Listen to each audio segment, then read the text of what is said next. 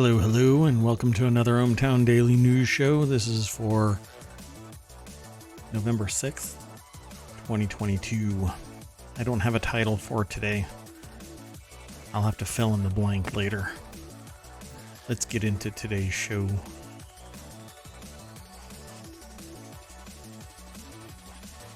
Hello, I am Mayor Watt. That is ohmTown.com. And that's what powers the ohmTown Daily News Show. Again, this is for November 6th, 2022. I don't have a title today. I'll have to fill it in after the show. But I am going to get straight into the news. It's been an interesting weekend, but nothing worth throwing out there for everybody. We'll get into actually some of it, but it's related to the news. So let's go. The very first article is in The Word in Tech. How does TikTok's uncanny algorithm decide what you see? Well, The Guardian tested it on 3 people, so kind of like guinea pigs, I suppose. A week-long experiment by The Guardian showcased how widely each person's experience and For You page varied. Dance videos, viral pranks, adorable pets, beauty tutorials, 60-second recipes, and a scroll through TikTok's For You page offers a steady stream of strange and delightful content that can feel both chaotic and somehow perfectly suited to your tastes. The rest of this that is aggregated by my aggregator called Gatherer, which reaches out to about 200 news sources of varying provenances and amounts of data that they feed. Gathers up a little snippet, but doesn't do anything like a grab graphics. It doesn't post it on ohmTown's various channels. 6 categories exist on ohmTown: create, news, education, entertainment, social, and technology. And in those 50 channels that I hope to bring to Twitch as live shows, 1-hour shows basically. Typically it takes about, well, I won't get into it. It really depends on how much time a presenter wants to dedicate to the show. So if you're interested in being a host or co-host, get in touch with me. I am, again, Mayor Watt over on ohmTown. All of the articles that we talk about are in Showbot. So if you type in !Showbot, it'll give you a link to ohmTown.showbot.tv. You can go over there and vote on the articles that we talk about in each episode. Then you can come here each following day and say, hey, I want to talk more about this or that or the other, and I will stay longer and have a chat with you. There may be other people in chat. There may not be. It really depends on the day. I am only streaming an hour a day, so it tends to be quiet on the ohmTown front. Because I don't give much warning that I'm going live, and I don't give much warning that I'm ending the stream short of, hey, it's an hour and we're done with the news, so I'll take off unless anybody wants to stay and talk about stuff. But then I will have to end the stream and start up a new stream. But anyway, come and talk to me about the news. Business, technology, and society. That's the angle that I take on all of the discussions. And this one is really interesting because how does TikTok's uncanny algorithm decide what you see? And they tested it on 3 different people. So let's go over to the source. This article is again over at The Guardian. The author of this is Carrie Paul, Joanna Wien. I'm not sure if that's pronounced properly, so correct me if I'm wrong, and Charlotte Simmons. So basically they asked the participants to apply the same rules, create a brand new account using their real identities, even if they already had one, open their For You page at the same time every morning, make a note of the first 10 videos the algorithm served up, and repeat it for 7 days. I think this is pretty neat. So the college student, they got bombarded with 12-year-old boy humor. Wajia Wahid, a 19-year-old student living in Berkeley, California, is a regular Instagram and occasional Snapchat user. Recently, she says, TikTok has taken over. It's much more fast-paced, Wahid said. I need to I feel like my attention span has decreased significantly, and I don't think that's good for me. Still, she spends a lot of time on the platform following creators she likes, keeping up with the news, and finding out what's going on in the world. Yeah, a lot of people are now getting their news, their actual news, from TikTok. TikTok actually has 10-minute max videos. I'm not sure if it'll expand in time or extend in time in the future, but the amount of engagement that people have with TikTok is good on the business side, but really bad on the social side, depending on your take on that social side of it, because I've heard some analysts describe it as being kind of like opium dens, people just laying there watching this on their iPad or iPhone or whatever device. And but the amount of engagement is tremendous. Nobody cares about TikTok until you start using TikTok, and then it's like an endorphin poke again and again and again. And it's just like they said, it's fast paced. It's however long the creator wants it to be, up to 10 minutes, but it's really short, pithy statements, and you just stay engaged. There's no reason to look away, because it's constantly feeding you. And I think it's amazing, but I don't use TikTok because I just can't sit there and let things scroll by. I actually want to, think about the material, and I want to talk about it, and I want to read material and do some due diligence and stuff like that. 15-second videos or 1-minute videos just don't do it for me. But this person said, see, it's much more fast paced, and the attention span has decreased because it's just a little snippet and then on to the next one. So I'm not going to read the whole thing. I'll go on to the next person. This next person says, and the first person says, will she stay on TikTok? Yes. That endorphin rush, man, it really keeps you engaged. A little poke and you say, oh, hey, I really like this video. Hey, I really like this video. They actually answer a question in this as to why the algorithm works the way that it does. And it's basically, there is an engine on the back of TikTok that's analyzing all of these videos and keywords and who and what, the demographics, psychographics, the location and whatnot. It basically categorizes every video, and it's a ratio of who's going to like it and who's not going to like it, and they maximize who gets what. And it is absolutely unique based on the people and what they watch and what they hurry up through, or what they swipe to get away for the next video or whatever. There's all kinds of metrics that are gathered. I find it really interesting. So Diana Ramirez is Ramirez Simon, the professional with a family. Quote, TikTok classified me as an older mom type. So Diana Ramirez Simon, a 45-year-old copy editor for The Guardian US, spends time on social media for work, Twitter, and for leisure. She's a member of several crocheting groups on Facebook. TikTok wasn't entirely new to her. She got her first account at the insistence of nephews and nieces, and even lets her kids watch along with her, though she filters what they see. And while she enjoys it, she also worries about the impact of social media on children and the dominant role it plays. There's a typo, actually. Dominant role it plays in their daily lives.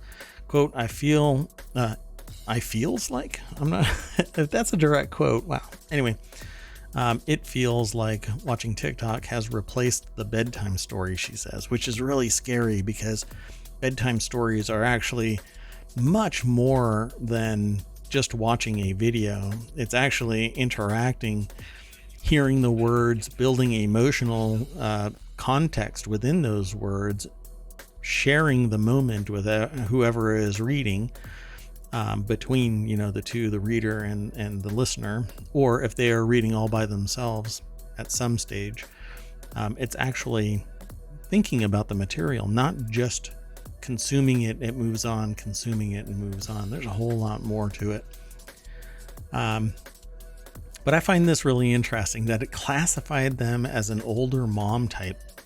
Now, it may or may not be absolutely on target, but it sure sounds like it, right? And all it did was classify. And I tell a story to people that I talk to about how Target classified somebody as being pregnant, an underage girl, and pissed off a dad. And the dad contacted Target, and lit him up. Why are you sending my underage daughter a package of information and coupons about congratulations, you're pregnant? And well, he found out that Target's algorithm had predicted that she was pregnant based on her buying habits changing from, teenage girl to expectant mom. And, well, I guess he kind of ate some crow that day, and said something similar to, I guess there's been things going on under my roof. The algorithm generally gets it right. Probably more right than the legal system, I'd say, based on context and stuff like that, because there is just a massive flood of information from people who are active users. So classifying this person as an older mom type, you may argue what's an old type at middle age, 45. But with kids, hey, I think the algorithm got it right. Again, there is a whole bunch of stuff for each user that went through this experiment, but I won't go through all of it. The retired first-time TikTok user, quote, "A lot of videos seemed designed to provoke anger or fear." David Levin, a 63-year-old retired teacher and artist living in New York, had never used TikTok before the experiment. Quote, "On an awareness scale of 1 to 10, I was probably a 3, he says. He'd spend a lot of time on Instagram, though, where he posts his art and photography and amassed more than 2,500 followers. He was interested to find out how the two platforms differed. Quote, "I thought that TikTok users skewed hipper." Okay, I'll let that go.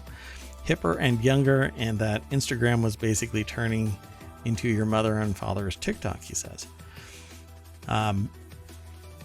Interesting that it classified them as feed them videos that are designed to provoke fear or anger. I'm curious. I didn't read the others to go through this list and find it, but it says here, then there were a lot of videos that felt designed to provoke an emotional reaction, videos that made me think of the old New York Post idiom that every headline was designed to appeal to one of two emotions, fear or anger. See, we don't know what the full context is of their interaction that led to it and that categorization, or if it's basically just getting videos and he is saying these are classified as fear and anger, because most people don't even understand or have ever heard of that idiom of New York Post saying that every headline is to provoke a response, fear or anger. It isn't polarized like that. As far as modern social media platforms, sure, a lot of them do, but if you look around, there are so many videos that are designed to promote education or positive feeling. I mean, a whole viral news network popped up during the pandemic, Positive News. It's much more dynamic than that, but maybe the way that he interacted, it immediately detected that he basically was black and white between fear and anger, and that's what you do. So going through this list, maybe the way that it was set up and the initial interests that he showed provoked the algorithm to say, you're kind of an easy sell, dude. I'm going to throw either fear or anger at you. And that's just shocking. Nobody should be really classified like that, because Facebook did something similar to see about the emotional contagion. And they experimented on 700,000 users without authorization from those users, without notice to those users. And they never monitored them off-site, only on-site. And so when I talk about this with people, I say, You don't know if the people that were part of this experiment went out and punched people in the throat or gave them hugs. You just don't. And nobody really cares about what Facebook did anymore, because it's been quite a long time since then. And there have been other issues with Facebook, and it's kind of death by 1,000 cuts, just paper cut after paper cut. And you go, okay, well, now I'm just tone deaf to Facebook shenanigans. And now we're probably going to see that with Twitter. And speaking of Twitter, that's where this next article goes. I'll let you go over to The Guardian and read more in depth, because I encourage everybody to go and read these articles. I don't talk about them verbatim. I think it's important for people to go to the source and talk about it. Come back and talk to me about it. With everything that's going on with Twitter, there's been a lot of talk about solutions that are devoid of Twitter and Elon Musk influence. And so I actually spun up a Mastodon server to try it out. So Twitter's jumped to Mastodon, but what is it? A little known social network's user base has swelled after Elon Musk's takeover of Twitter. The only problem with Mastodon that I see is that things are siloed, and I'm not sure if people are ready for that siloing. It's kind of like, what is it called? Diaspora. It's little pockets of people, of communities that have a like mind, but are open to more people, so you don't necessarily have like wingnut social networks that only allow that type of thinking. With Mastodon, you can spin up a server. It's instantaneous pretty much nowadays. You can go to one called masto.host, and it's only like $6 a month. You can invite a bunch of people. Maybe it'll go viral. You can have a community around your particular ideology, or be completely open to anybody and hope that you don't hit caps and have to start paying an arm and a leg. Maybe you'll end up having to pay $4 million in losses like Twitter, and have that struggle of a billionaire trying to buy you. This article is over at bbc.com by Zoe Kleinman. And the social network says it now has over 655,000 users, or with over 230,000 having joined in the last week. That's Mastodon. So Mastodon is a server similar to Twitter, but like I said, it's siloed. So if I were to spin up a Mastodon server and attach it to ohmTown, it would basically be at ohmTown in your name. So like this person is Sierra, I can't pronounce that last name, my God, Iok. So it's at Sierra Iok at mastodon.ie, and that mastodon.ie is the domain that the Mastodon server is sitting on.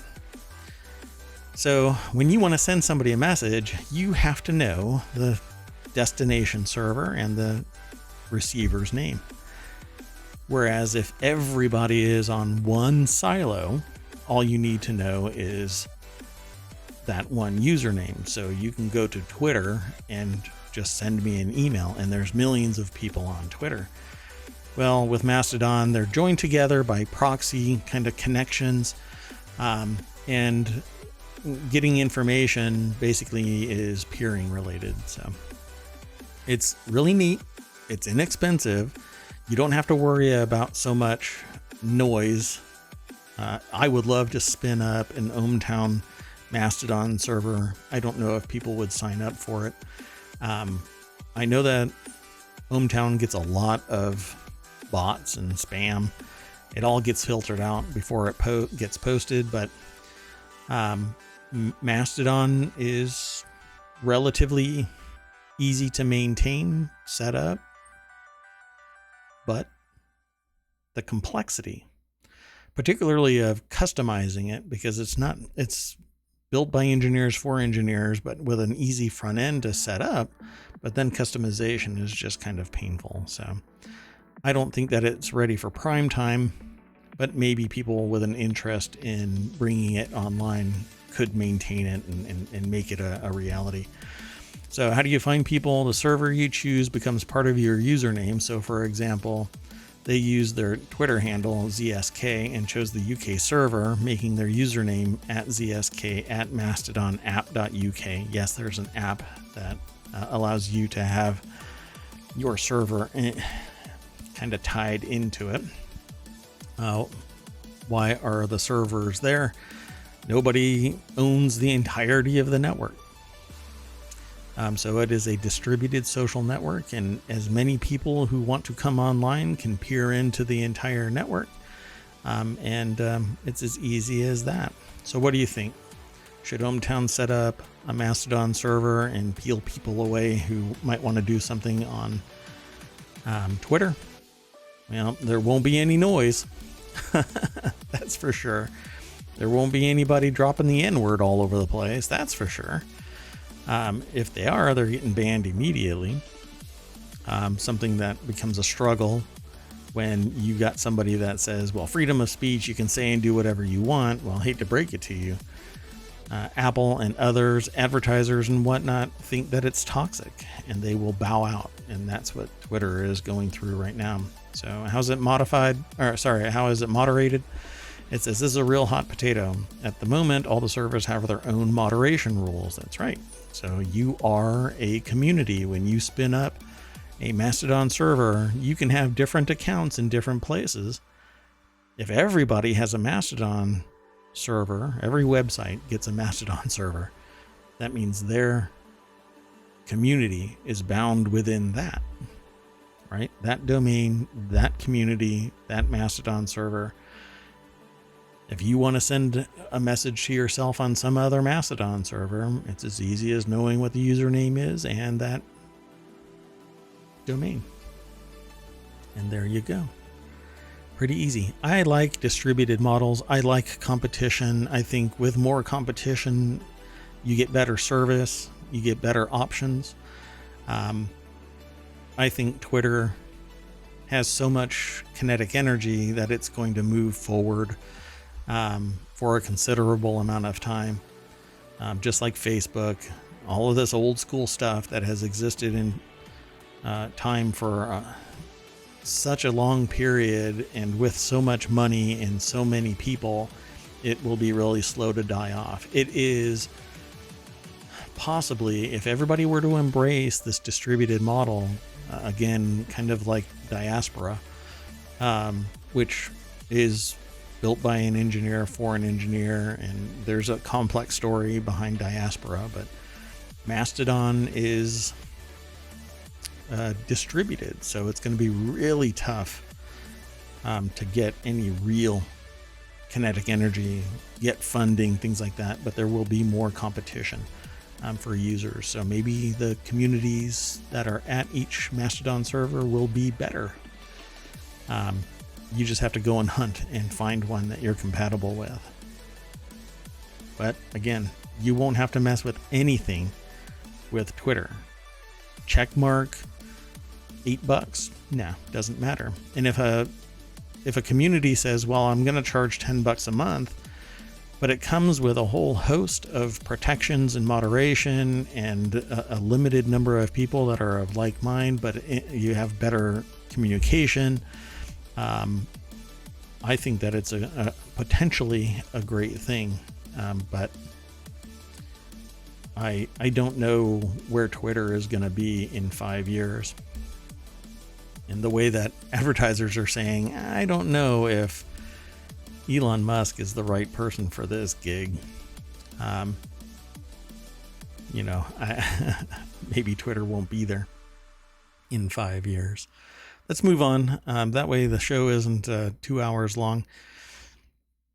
I just have an actual lot to say for those two first articles. This next article, though, is in the Word and Tech. Apple reportedly wants to swap the Hey Siri. Oh, no. I just activated it. It might play in the background. I have one in my office. Trigger phrase. It just started talking to me. Yeah, hold on 1 second. Hey Siri, stop.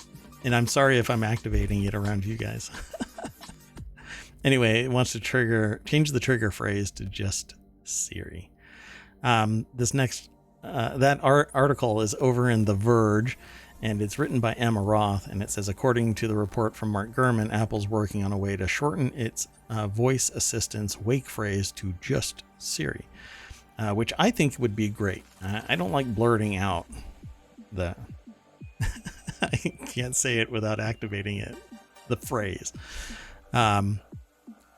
So as noted by Gurman, Apple's been working on this feature for the past several months and is expected to roll out next year. I think that they've actually been soft training this out in the public because I have some really quirky things going on with my network. I don't hold me to that because I can't prove it. I have no idea. But there have been some really interesting interactions with Siri over there. I'd say the last quarter or two. I think it's really interesting. So it says, but Apple will have to put in a significant amount of AI training and underlying engineering work to get the feature to function properly, as the smart assistant will need to understand the single wake word in multiple accents and dialects, and the current 2-word trigger phrase increases the chance of Siri picking up on it. Well, it's all about the phonemes, and if you match the phonetic pronunciation of the trigger phrase to any other dialect, if you lower it to just a 4-letter word, you've got some real issues there, in that any other word that has that same phonetic representation across a broad spectrum of people who speak the phrase or near it, and maybe drag a letter or phonetic element a little bit too long or make it shorter, at some point it's going to trigger. And I've actually had that with random words where it came really close and activates Siri. So I can imagine that it's going, sorry for those of you that just heard this exasperated gasp. It's because I've got whenever I scroll to the bottom of the Verge.com's article, it floods about 15 pages worth of content onto it. Anyway, I think that'll be neat because I would rather just say that 1-word phrase. I don't know if I'm willing to beta test it though, because it would have to record everything and then send it back to Apple for processing. Because if I don't say the right phonetic phrase, the phonemes don't come across properly, they're not detected properly, they'll want to know why. And I feel weird about sharing that kind of discussion that's going to be in the background or around the office and wherever else. Anyway, because I've got about 8 HomePods. At any rate, actually, I think I got more than that now.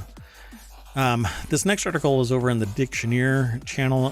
This is really about words, the creation of words and phrases, and how they impact business and how their use is modified or created by society. I think it's a really interesting concept of crafting new words and phrases. Well, this one was really interesting. To clutch the pearls, its meaning and its origin. And this all comes from wordhistories.net. I rarely actually bring this into the show, but I think that people might find it interesting, right? So to clutch the pearls, if you're not familiar with the meaning, it means to react with shock or dismay, especially in response to something considered immoral, underhanded, or vulgar. It's in the USA, of course, in 1990. From an episode of the sketch comedy television series In Living Color, broadcast on April 15th, 1990. I can't believe that that's the origin of it. So when I saw that going through the aggregator, I said, I gotta pull this up. And so let's see, it says to clutch the pearls, meaning and origin. Again, it's over at wordhistories.net. Pascal Tregauer, I guess is their name. Again, if I'm pronouncing it incorrectly, I'm sorry. Let me know. And it says its origin really is the phrase to clutch the pearls, also to clutch one's pearls, originated in an episode of In Living Color, as explained by Virginia Mann, record television critic, in Who's the Joke On Anyway, debating In Living Color, published in The Record, Hackensack, New Jersey, USA, of Sunday, May 13th, 1990. And they talk about this article, this show, In Living Color, and they have the whole kind of discussion here. I thought that to clutch one's pearls was way older than this, because every time I've ever heard this, it is in the context of some older historical record, right? So it says down here it says the gesture consisting for a woman in putting her hand to her throat and clutching at the pearl necklace had been a literary topos. I'm not sure what that phrase is. I haven't heard that before. Maybe I have learned it and forgot it, but expressing shock or dismay long before the episode of In Living Color was broadcast on April 15th. The following are two examples, one in 1910 and one in 1937. So it says here, but it's not necessarily exactly like that. It says the woman's left hand clutched at her pearls. A shudder of fear passed through her body. So it's near, but not exactly. Like clutch my pearls, that was always the thing, the phrase. So it actually doesn't go too far back, 1937. I wonder when pearl necklaces were actually created. So let's move on. Let's keep going. The next article is in the Hatch Ideas channel. World's tallest woman takes her first plane flight after airline removes 6 economy seats to make it possible. Yeah. A 24-year-old Turkish woman, Rumeysa Gelgi, who stands 7 feet, 0.7 inches tall, thinks that 0.7 makes a big difference, and has been confirmed as the world's tallest living woman by Guinness World Records, is seen in front of her house at Karabük, Turkey on October 14th, 2021, and took her first flight after 6 economy seats were removed. So Aliyah Shoab is the author's name. The world's tallest woman was able to take her first flight after an airline removed 6 seats for her. She's 7 feet tall, flew from Istanbul, Turkey to San Francisco, and Turkish Airlines modified a plane to allow Gelgi to lie on a stretcher for the 13-hour flight. Wow. So let's see here. It was a 13-hour flight because she basically was on a stretcher. Let's see. Was never able to fly or travel on a plane due to her stature, caused by a condition called Weaver syndrome that causes bone overgrowth, among other things. And even as a child, she was too large to fit in plane seats, according to the outlet. Oh, wow. So she shared pictures of her flight. I'm sure she went instantly viral if she wasn't already. Gelgi won her first Guinness World Record in 2014 when she was recognized as the world's tallest living teenager before officially becoming the world's tallest woman in 2021. And she also holds the record for being the woman with the largest hands, longest finger, and longest back in the world. Well, if you're the tallest person, probably got all of those too. Let's move on. The next article is in the Hatch Ideas channel. Elon Musk said a monetization model is coming for all forms of content on Twitter. It may beat YouTube's. No.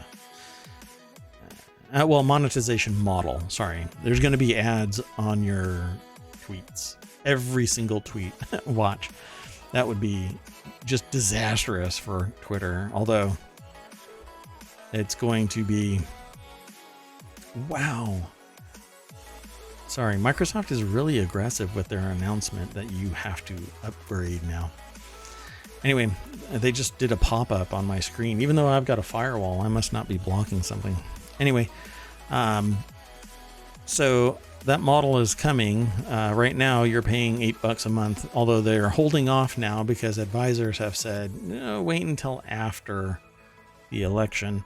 But they also fired a bunch of people who were involved with policing the integrity of the network regarding political discourse. So, now the place is kind of like a dumpster fire. Let's see. He said on Saturday that the forthcoming model intends to surpass YouTube's current creator rates. He also announced incoming content formats like adding long-form text to tweets and longer video. So it's completely destroying the structure of Twitter and turning it into something that it initially was not. It already grew significantly, but it's also going to change the optimization model and everything else on the back end of it, because now it's going to have longer video, it's going to have longer tweets, it's going to basically be a microblogging and microvlogging site. So the character is going to change, and I hope that Wingnuts don't take over. Please don't let Wingnuts take over. So Bethany Byron over at Business Insider, and a few of my articles are going to be coming from businessinsider.com today. And here is Elon Musk whistling the tune, "You're going to give me $8 for a blue check." I'm not sure if you've ever heard the lyrics for it, but it's basically just, "You're going to give me $8 for a blue check."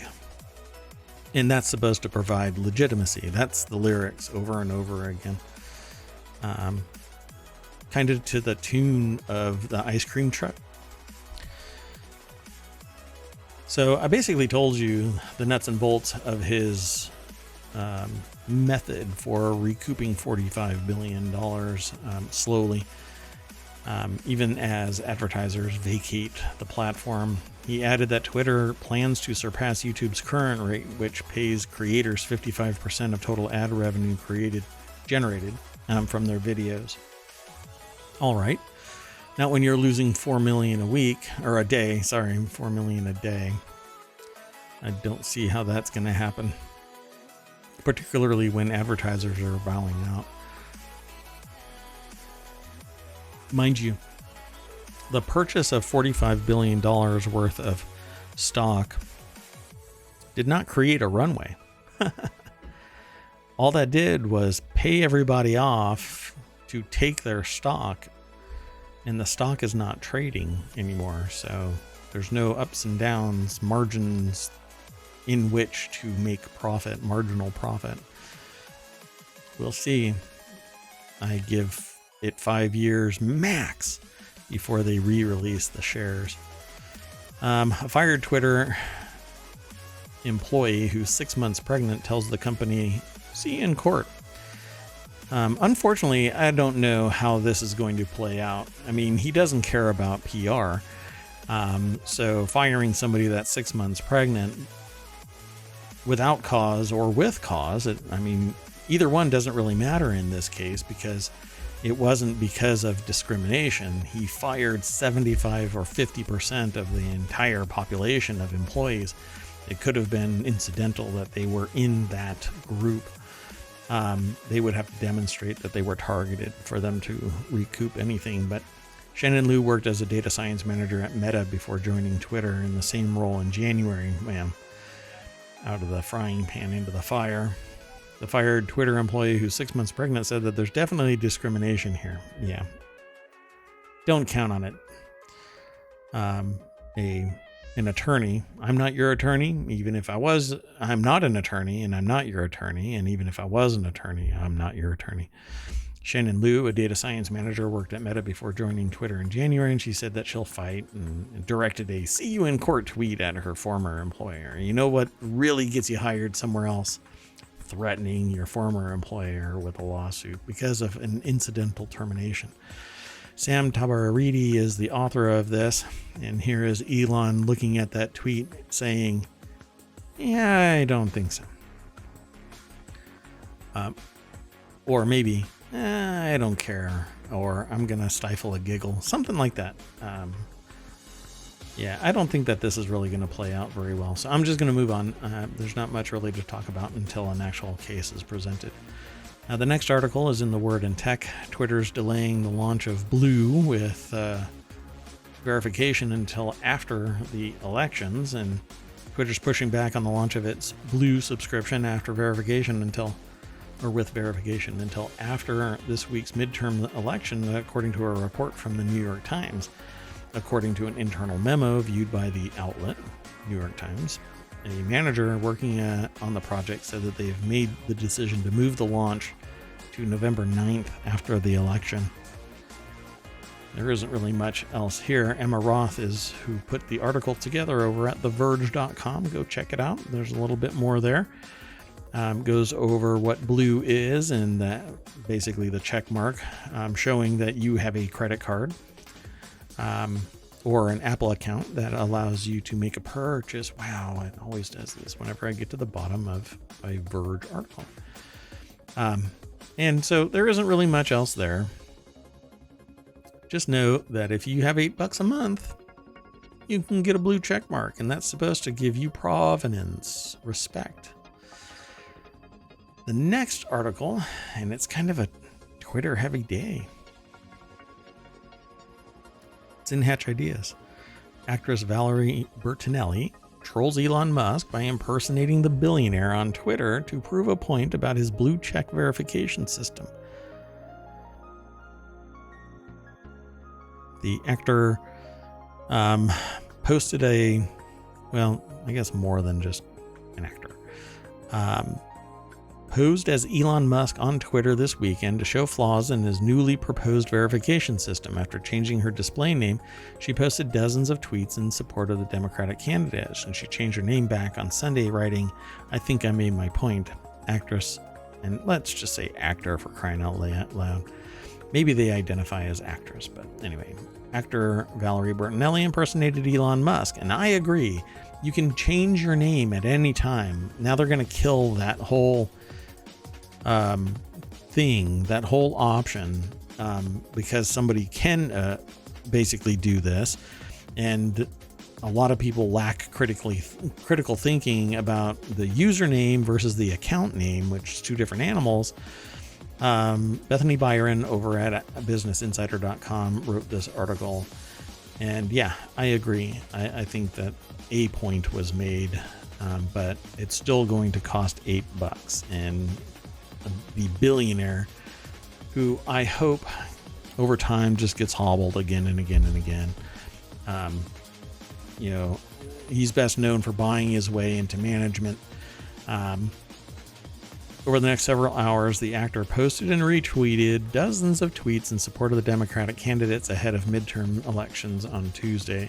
As Elon Musk, she posted hashtags like Vote Blue to protect your rights and shared tweets supporting gubernatorial candidates Gretchen Whitmer in Michigan and Beto O'Rourke in Texas, among others. As other users pointed out, many of the tweets on their feed appeared as if Musk himself had actually retweeted them. Find it interesting. Let me see. This is not really... Hold on a second. Well, that isn't really a good representation of it. It says, guys, Valerie Bertinelli changed her verified name to Elon Musk, and she's using it to retweet Dem candidates, and it shows up in feeds like this. Elon Musk retweeted.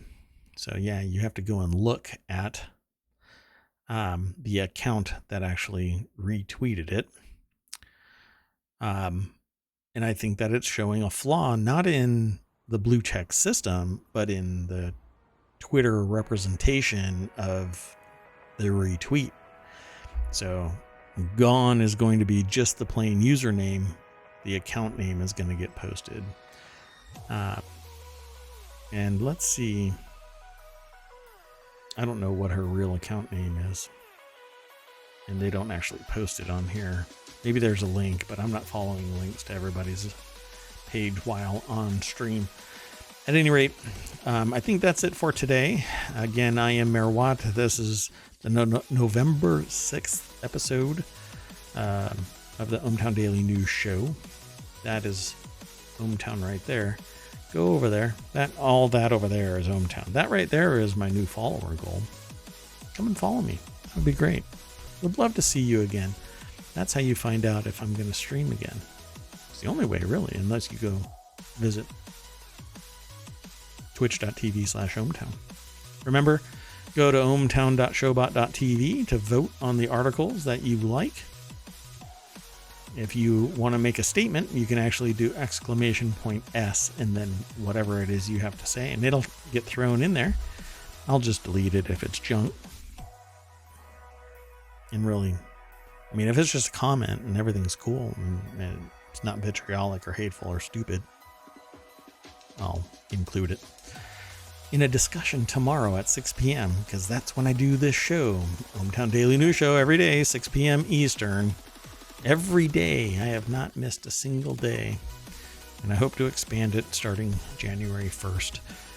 We're going to bump this up to about 5 shows starting January 1st, 2023, pardon me. Wow, I'm losing track of time. Okay, see you all. Bye-bye.